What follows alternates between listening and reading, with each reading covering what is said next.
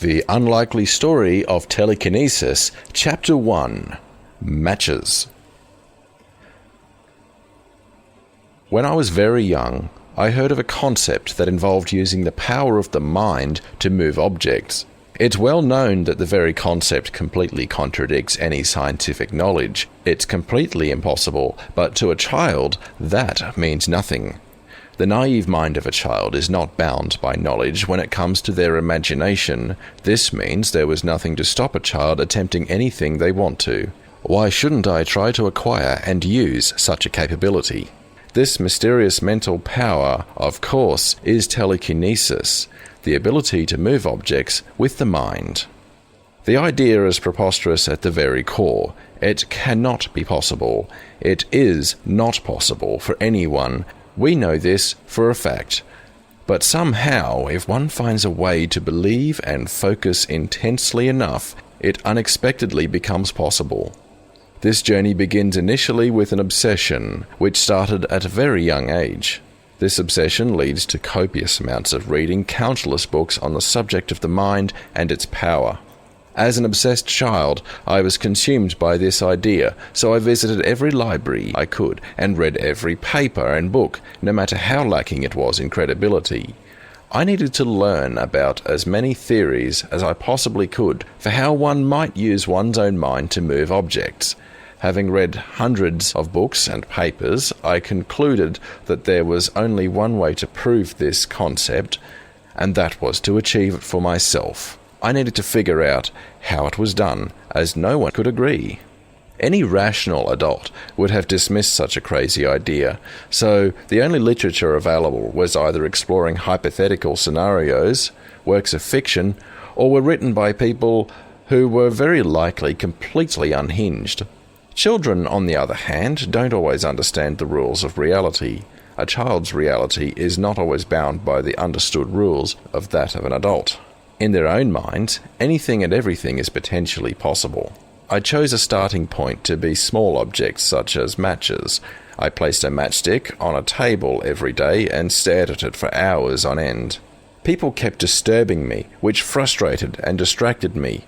So I went into my bedroom, and while every other child was out playing with their friends or playing video games, I was staring at this matchstick, trying to move it.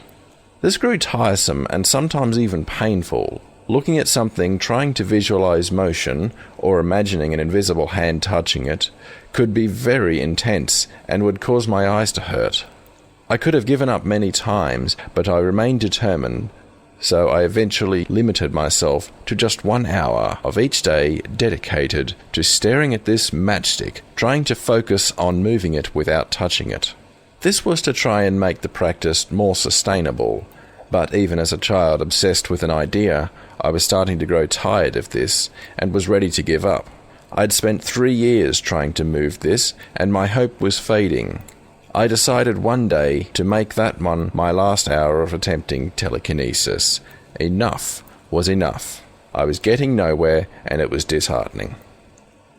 A half hour in, something amazing happened. The matchstick rolled slightly over.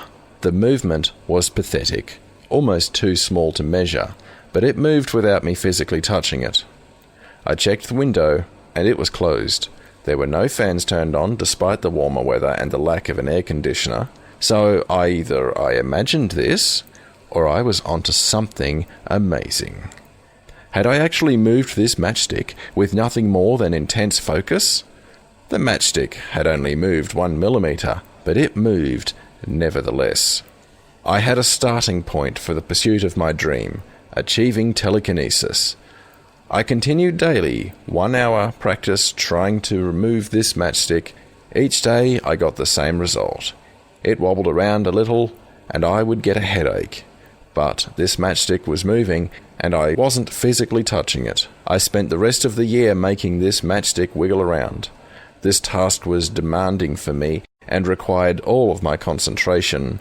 I knew I couldn't show anyone what I've done because my concentration would be impaired by people standing by, watching, talking quietly, awaiting my inevitable failure. The stick would only move with 100% concentration. The very presence of another person would be too much a distraction, and I would look a fool. Because of this, it was obvious that my gift was to remain a secret, show absolutely nobody until I had more control and understanding of what I might be able to do with this. I also really didn't see much use in moving a matchstick. Even if I have full motion, what would I do? Light it without handling it? No, that was not good enough. I put far too much effort into this just to have a pathetic little gimmick, a sideshow. I spent what felt like an eternity trying to do more than this tiny movement, but it started to feel like the only thing I would ever do was move this matchstick in this useless motion. I was again becoming disheartened and was again ready to turn my back on all the work I had put in. Once again, I chose a day to give my last hour's practice moving this matchstick. Perhaps this was just the motivation I needed to focus that little bit harder.